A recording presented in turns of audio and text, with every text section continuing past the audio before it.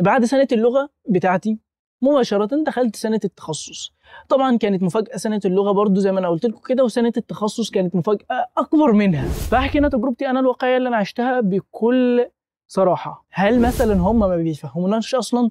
هنا المفاجأة ودي الحاجة اللي فاجأتني اصلا في اول يوم ليا في تركيا. والمفاجأة بقى اللي كانت في الدراسة ان مدرسين اللغة التركية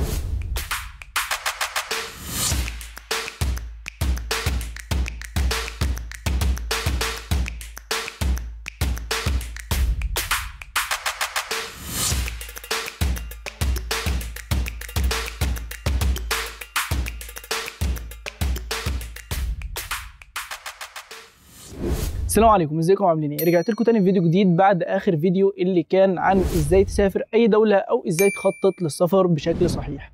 في الفيديو ده هحكي فيه تجربتي في السفر لتركيا، وهحكي هنا تجربتي انا الواقعية اللي انا عشتها في خلال تجربتي الدراسية او تجربتي في الحياة بشكل عام هنا في تركيا. وهل انا ندمت ان انا جيت تركيا هنا كدراسة او جيت تركيا هنا كإقامة بشكل عام او لا؟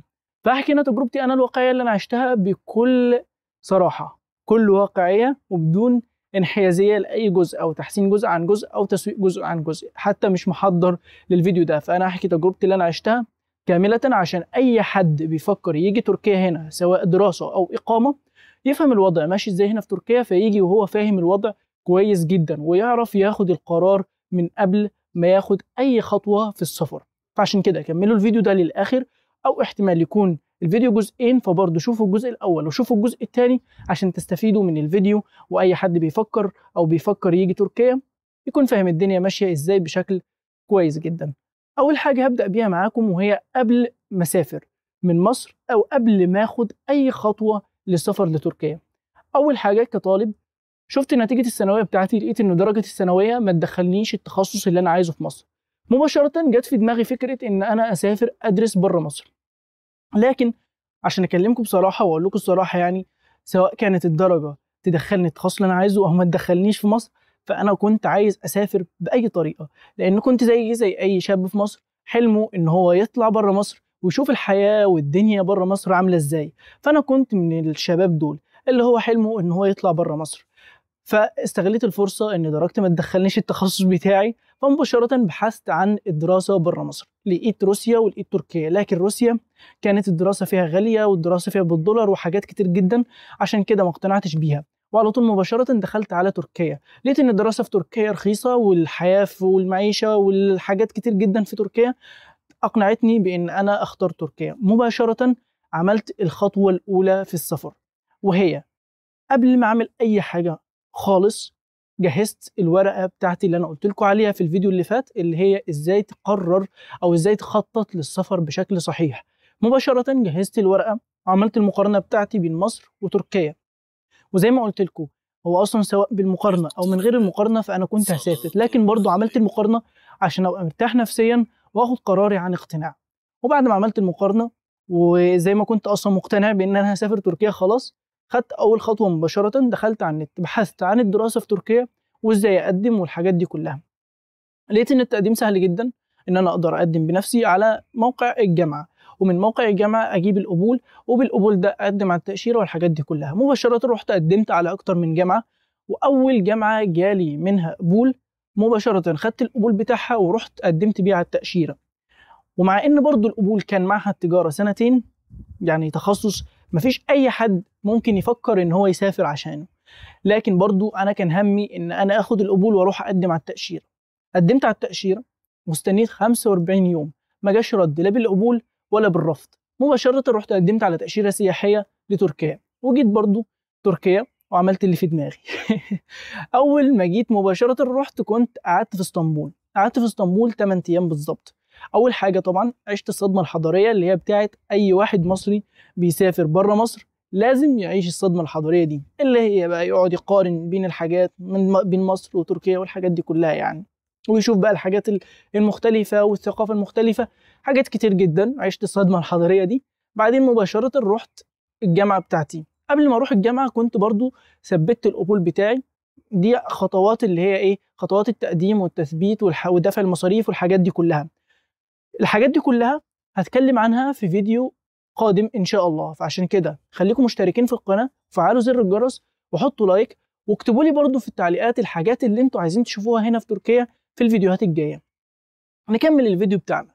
مباشره بعد ما ثبتت القبول بتاعي في جامعه غازي عنتاب، رحت وصلت هناك وبدات مباشره سنه اللغه التحضيريه. برضو في ملحوظه عايز اقولها لكم، الحاجات اللي انا كنت بعملها دي كلها كنت بعملها بنفسي، ما كانش في اي وسيط بيني وبين الجامعه، او بيني وبين مثلا شركه الطيران، او بيني وبين مثلا التاشيره. الحاجات دي كلها ما فيش اي وسيط كان بيني وبين الحاجات دي خالص.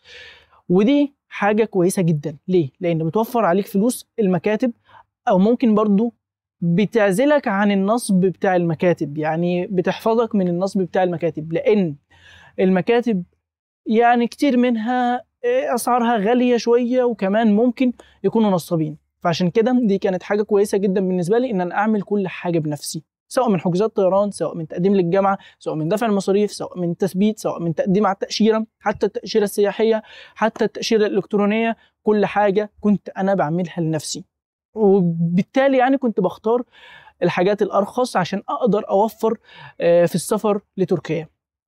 طيب نكمل موضوع غازي عنتاب. بعد ما جيت غازي عنتاب وبدأت سنة اللغة بتاعتي، سنة اللغة مع الأسف كانت أونلاين. أول تجربة ليا كانت في الدراسة هناك، كانت في سنة اللغة بتاعتي. عشان الدراسة كانت أونلاين طبعا، فالدراسة الأونلاين كانت وحشة جدا لأنها كانت في فترة كورونا وكده، لكن بشكل عام الدراسة الأونلاين وحشة جدا. وبرضو مدينة غازي عنتاب يعني من المدن اللي هي أصلا اللي بيتكلموا فيها عربي اكتر من اللي بيتكلموا فيها تركي. فانا قعدت ال8 شهور بتوعي في غازي عنتاب ما اتعلمتش فيهم تركي نهائيا، لان غازي عنتاب قريبه من سوريا، يعني بينها وبين حلب في سوريا بالعربيه ساعتين بس، فاقرب من اي مدينه تانية تركيه يعني. فده اللي خلاني برضو ما اتعلمش اللغه التركيه في مدينه غازي عنتاب. لكن انا اصلا كان في دماغي من قبل ما انا اسافر ان انا هقبل بالقبول ده وهقدم عشان اقدم على التاشيره، وقدمت على التأشيرة واترفضت أو ما اترفضتش معرفش الله أعلم، وجيت برضو. فكان في دماغي إن أنا بعد ما أجي هنا تركيا أبدأ أظبط حياتي برضو تاني من جديد، وأبدأ أقدم من جديد بعد ما أفهم الدنيا وأفهم الحياة هنا ماشية إزاي والحاجات دي كلها. برضو جيت وعملت نفس الحاجات اللي كانت في دماغي، ورحت قدمت برضو على جامعة جديدة. قدمت على الجامعة الجديدة دي واتقابلت في التخصص اللي أنا عايزه، أو بالظبط برضو عشان أكون صريح 100% مش التخصص اللي أنا عايزه، تخصص قريب من التخصص اللي أنا عايزه. رحت مباشرة برضو ثبت في الجامعة الجديدة اللي أنا اتقابلت فيها، وجيت هنا اللي هي المدينة اللي أنا فيها دي دلوقتي، اللي هي مدينة بلاجيك، واتقابلت في جامعة بلاجيك اللي هي في المدينة اللي أنا فيها دي دلوقتي. بدأت مباشرة سنة اللغة برضو، عشان ما كانش عندي لغة زي ما قلت لكم في غازي عنتاب، كنت دايما بتكلم عربي والحاجات دي، فما قدرتش أتعلم اللغة التركية، فمباشرة دخلت سنة اللغة برضو مرة تانية. لكن في ملحوظة عايز أقولها لكم، مع إن برضو دخلت سنة اللغة مرة تانية لكن كان عندي شوية تركي بسيط جدا، فقدرت افهم. وقدرت افهم ليه؟ يعني ازاي قدرت افهم؟ هل مثلا هم ما بيفهموناش اصلا؟ هنا المفاجأة ودي الحاجة اللي فاجأتني اصلا في اول يوم ليا في تركيا. هنا موضوع اللغة هنا بشكل عام، هتكلم عن تجربتي في الحياة مع اللغة هنا مع الاتراك او في تركيا بشكل عام. كانت ان مفيش اي حد بيتكلم لغة غير اللغة التركية، فدي برضو كانت صدمة من الصدمات اللي أنا شفتها هنا. مفيش حد لا بيتكلم إنجليزي ولا حد بيتكلم عربي من الأتراك ولا أي لغة تانية غير اللغة التركية، واللي بيتكلم إنجليزي بيتكلم إنجليزي ضعيف جدا. والمفاجأة بقى اللي كانت في الدراسة إن مدرسين اللغة التركية بيدرسوا التركي بالتركي برضو. فدي كانت بالنسبة لي يعني حاجة غريبة جدا. أنا كشخص مثلا جاي من مصر متعود إن كنت بتعلم الإنجليزي بالعربي، مثلا المدرس يقول لي مثلا كلمه بالانجليزي قصادها معناها بالعربي. هنا لا، مفيش الكلام ده.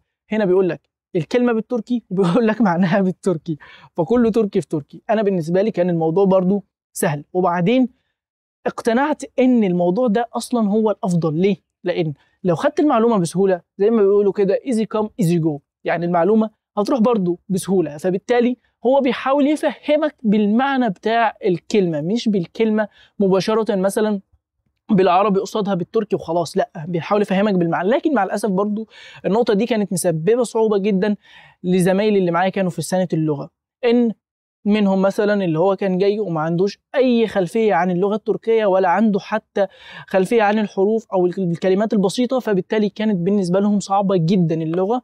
وبالتالي في منهم كمان اللي رجع بلده بسبب نظام التدريس اللي هم شافوه.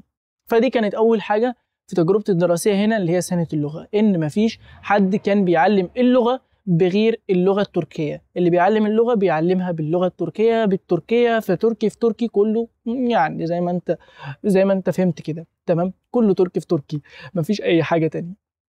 طيب بعدين بعد سنه اللغه بتاعتي مباشره دخلت سنه التخصص. طبعا كانت مفاجاه سنه اللغه برضو زي ما انا قلت لكم كده، وسنه التخصص كانت مفاجاه اكبر منها، تمام؟ يعني ما كنتش متوقع كده. يعني مثلا كنت متوقع ان انا جاي تركيا، هنا الدراسه هنا في تركيا مثلا زي الدراسه في اوروبا والحاجات اللي هي زي دي كده. لا، هنا الوضع كان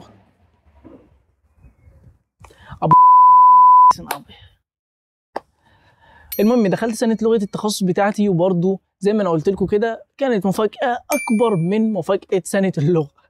هتقولوا لي ليه؟ هقول لكم عشان ممكن واحد يجي يقول لي موضوع العنصريه.